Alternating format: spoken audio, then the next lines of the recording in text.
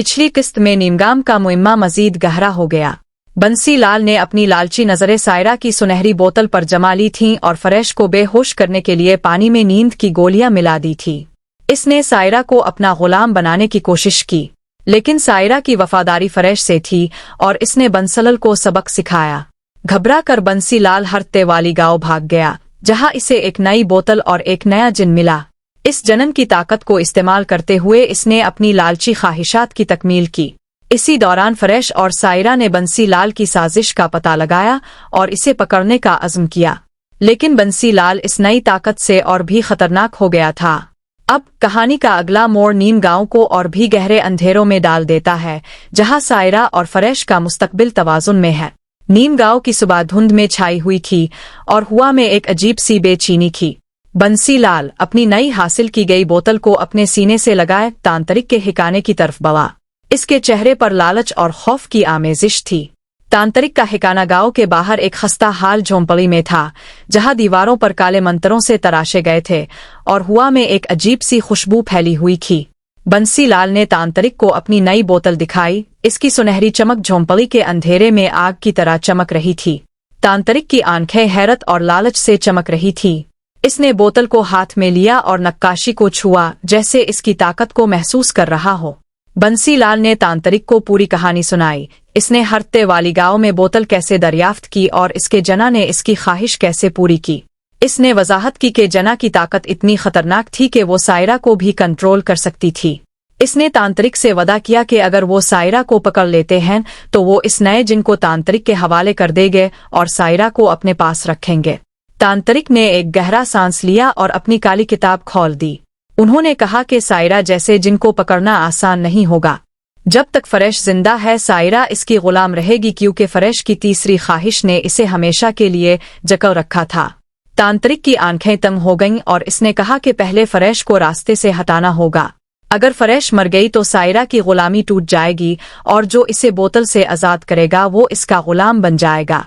बंसी लाल ने कहा कि सायरा की ताकतों से फरेश को मारना नामुमकिन होगा। तांत्रिक ने पुरस्कार मुस्कुराहट दी और कहा कि बंसलल का नया जिन इसमें उनकी मदद करेगा। इसने बंसलल को हुक्म दिया कि किसी तरह फरेश और सायरा को रात के वक्त जंगल के पीछे खंडरात तक पहुंचा दे। तांत्रिक ने वजाहत की कि खंडरात इसकी काले जादू की ताकत का मरकज थे और ये नए चांद की रात थी। अगर इसने आज रात फरेश को कुर्बान कर दिया तो इसकी ताकतें अमर हो जाएंगी और सायरा को पकड़ने के बाद वो दुनिया पर राज कर सकता है। बंसी लाल ने तांत्रिक का मशवरा मान लिया और अपने घर की तरफ रवाना हो गए। घर पहुंचकर बंसी लाल का चेहरा पीला पड़ गया। दरवाजे का ताला टूटा हुआ था और अंदर मौजूद सामान बिखरा हुआ था। वो फौरन समझ गया कि फरेश और सायरा इसे ढूंढते हुए आई हैं। लेकिन अब बंसी लाल को डर नहीं था। इसके पास एक नई डाइन थी और तांत्रिक की साजिश इसे मजीद ताकतवर बना रही थी। वो अपने घर में बैठकर रात का इंतजार करने लगा। इसी दौरान तांत्रिक ने जंगल के खंडरात में अपनी खतरनाक रस्म शुरू कर दी थी। खंडरात की दीवारें सिया नारों से गूंज रही थीं और खून की बो फिजा में फैली हुई थी। तांत्रिक ने एक चाकू निकाला जो इसने काले जादू से तैयार किया था। इसने छुरी को एक सिया पत्थर पर रखा और मंत्र पढ़ने लगा। हुआ में एक अजीब सी हलचल मचने लगी और चाकू की धार सुरा हो गई। इसने एक काले मुर्ग की कुर्बानी दी और इसका खून छुरी पर उंडेल दिया। छुरी अब और भी खतरनाक हो गई थी, जैसे किसी की जान लेने के लिए बेचैन हो। तांत्रिक की आंखें लालच और जुल्म से भरी हुई थी। शाम होते ही बंसी लाल फरेश के घर की तरफ चल पड़ा। इसने चुपके से खिड़की से झांका और फरेश और सायरा को बातें करते देखा। सायरा की नीली जल्द चांदनी में चमक रही थी और फरेश का चेहरा गुस्से और परेशानी से लबरेज था।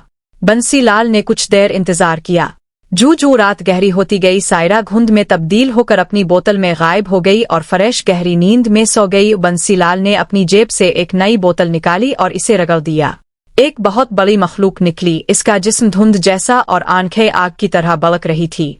बंसी लाल ने इसे फरेश की बोतल चुराने का हुक्म दिया। जुन घर में घुस आया और मेज से सायरा की सोने की बोतल उठा ली। तभी फरेश की आंख खिल गई। इसने देखा कि एक देवहैकल नीले रंग की मखलूक इसकी बोतल चरा रही है। इसने चीख कर जिन्नों को रोकने की कोशिश की, लेकिन जिन्नों ने अपनी ताकत का इस्तेमाल करते हुए फारिश को हुआ में उछाला और दीवार से टकरा दिया। फरेश का जिस्म दर्द से तड़प रहा था, लेकिन इसने हार मानने से इनकार कर दिया। जिन बोतल लेकर बाहर निकले और बंसलल को दे दिया। बंसीलाल ने खौफनाक कहकहे के साथ फरेश की तरफ देखा जो अब घर से निकल चुकी थी। इसने फरेश को ताना दिया कि अगर वो सायरा को चाहता है तो जंगल के पीछे खंडरात में आ जाए, वरना वो सायरा को हमेशा के लिए मार डालेगा। जिन्नों ने इसकी उंगलियां छीन ली और बंसलल और जिन दोनों खंडरात में गायब हो गए। फारिस का दिल धड़क रहा था। इसे एहसास हुआ कि बंसीलाल को सायरा जैसा जिन मिल गया है। वो फौरन जंगल की तरफ भागा जहां खंडरात इसका इंतजार कर रहे थे। जंगल के अंदर खंडरात का अंधेरा गहरा था और मौत की बो फिजा में मुअल्लक थी। चुड़ैल डॉक्टर ने बंसीलाल और इसके जिन को देखा और इसकी आंखें लालच से चमक उठी। बंसीलाल ने सायरा की बोतल दाइन डॉक्टर को दी और बताया कि फरिश्ता जल्द आएगा। चुड़ैल डॉक्टर ने बोतल को रगड़ा तो सायरा एक कोहर में उभरी। इसकी आंखें हैरत और गुस्से से भरी हुई थी।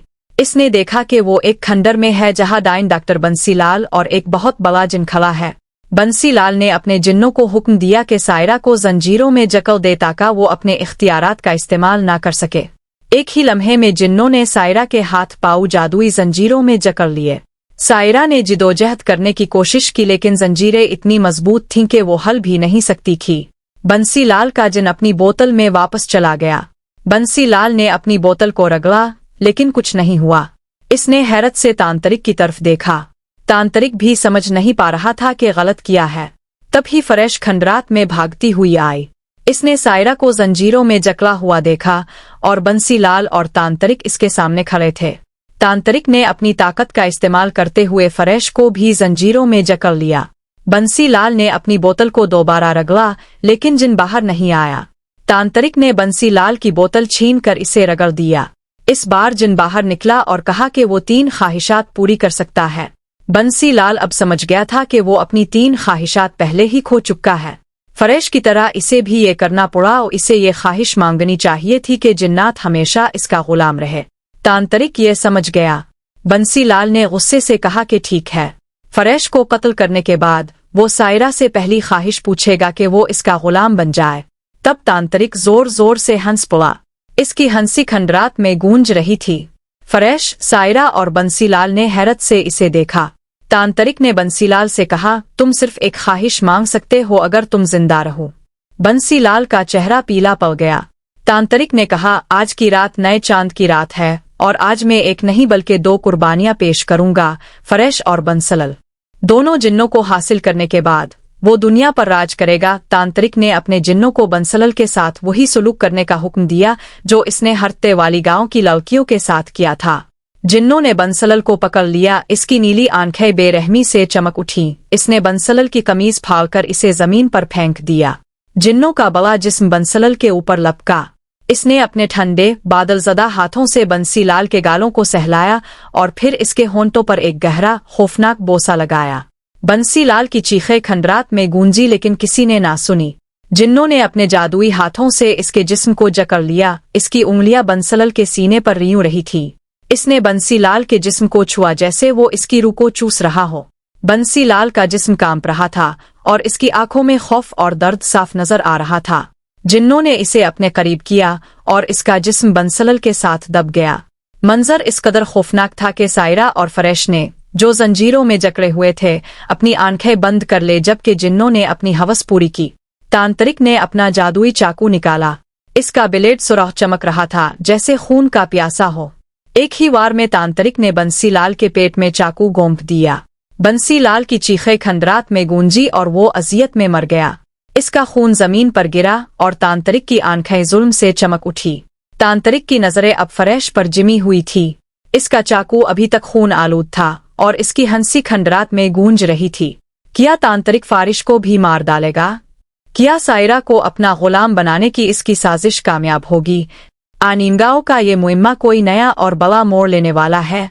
फरेश और सायरा इस खतरनाक तांत्रिक का सामना कैसे करेगी? हिस्सा 5 में जानने के लिए इंतजार करें। अगर आपको हमारी कोशिशें और इस वीडियो से लुत्फ अंदोज हुआ तो बरा करम एक लाइक करें। इस तरह की मजीद अच्छी वीडियोस के लिए हमारे चैनल को सब्सक्राइब करें और कमेंट्स में हमें बताएं कि आपकी वीडियो के बारे में क्या ख्याल है।